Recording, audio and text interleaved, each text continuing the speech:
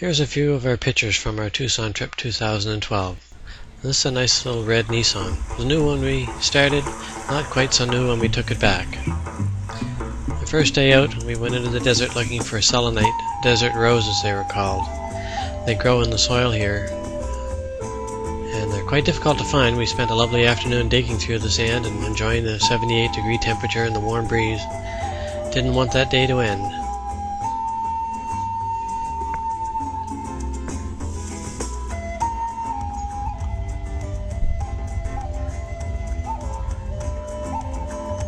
We went to visit Tombstone, and Beth had her picture taken with Jesse James.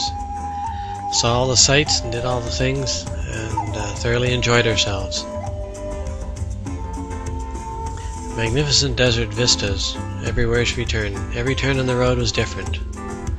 The following day we had the memorial service for Bill. This is the Rose Garden wall plaques.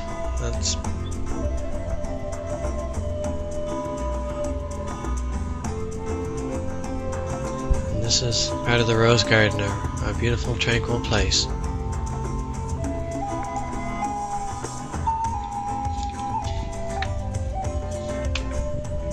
And this is the rose bush that we purchased for Bill. And this is the guardian of the garden, as Beth calls him, Bob Lynn. He looks after the garden, does a wonderful job. This is Reverend Coward with the memorial service and all the friends.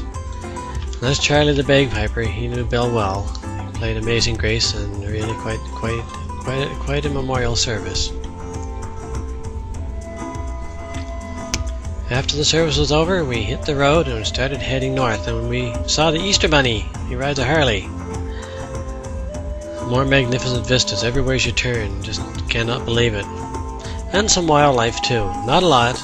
Most of the time we were traveling was daytimes. We came up into a large mountainous area, and we went through the El Capitan Pass. Kit and Carson guided Kern's army in 1846 through the pass around the Impossible Canyon on the Gila River. Magnificent river and waterfalls, tremendous scenery.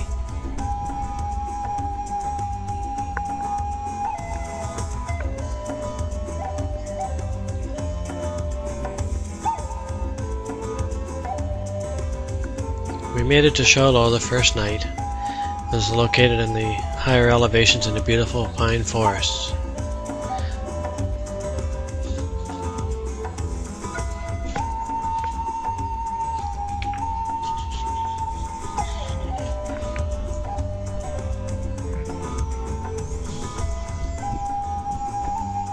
We left Sholo in the morning, headed towards the Painted Desert and the Petrified Forest.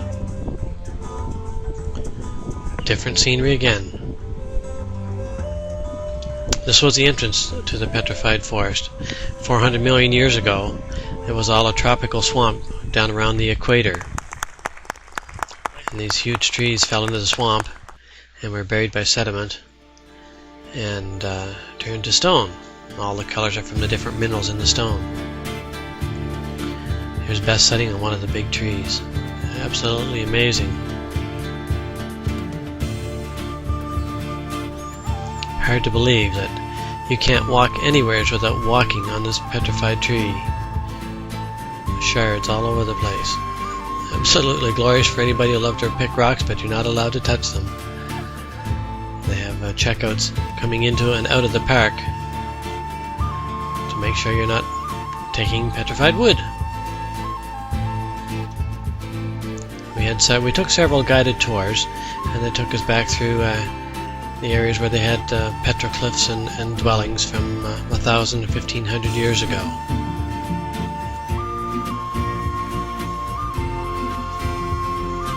As you can see from the picture, there's an awful lot of petrified wood on the ground everywhere you look. That's all it is.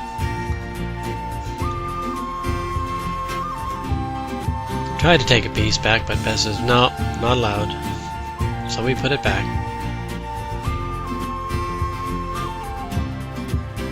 Hard to believe, all that little stuff in the distance, it's all chunks of petrified wood.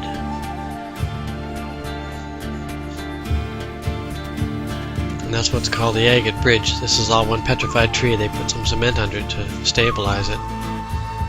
Here we just had to take our shoes off, climbed out on the edge of the cliff, took our shoes off, and a lady was walking by, so we asked her to take her picture.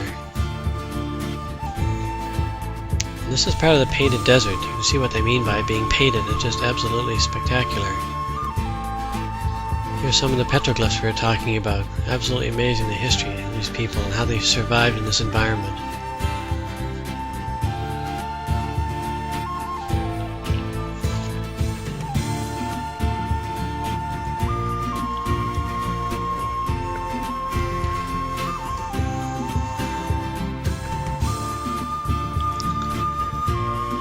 We're headed towards Holbrook. We spent the next night in Holbrook. After that, we left from Holbrook, and we were headed towards Pagosa Springs.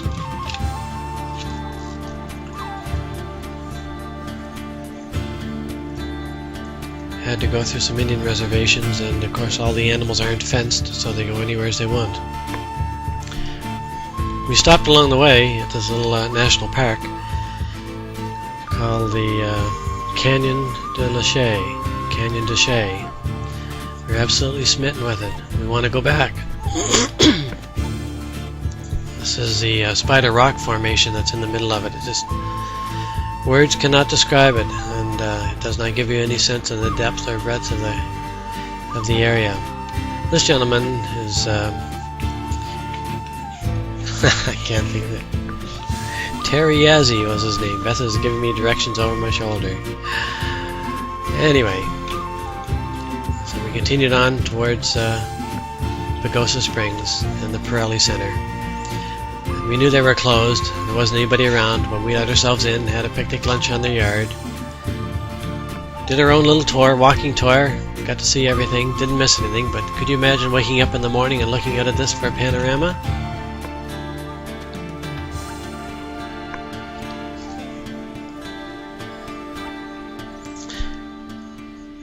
Well, Beth having fun. No horse, but having fun. This is the hot springs at Pagosa Springs. We had a walk along the waterfront, and the river water is glacier cold ice water runoff, and hot springs right alongside it. On our way towards Cortez, we stopped into the Rocky Mountain Wildlife Park, and we were lucky to be there at feeding time, so we got to see all the animals.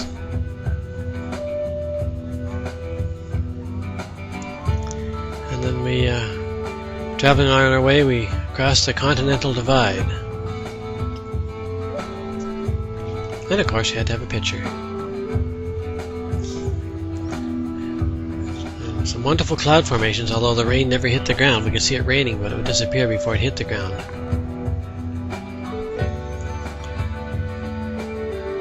This is Battleship Rock. It's a national monument. And we stopped into another spot for another tour, and this is called Pouillet Cliff Dwellings. Had a wonderful guide by the name of Michelle, and we spent a wonderful morning climbing up through 10,000 feet of elevation, and looked in all the cliff dwellings. You can see the footholds that are worn right into the rock from 1,000 years of people climbing up and down the hills.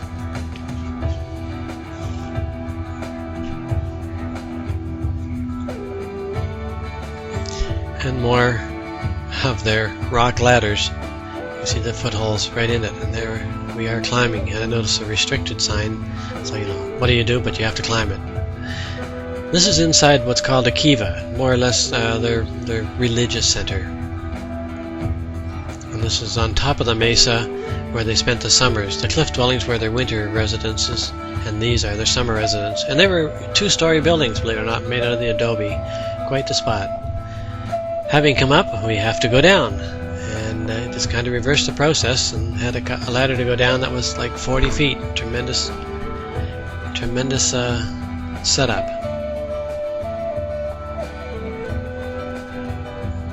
There's the distance from them.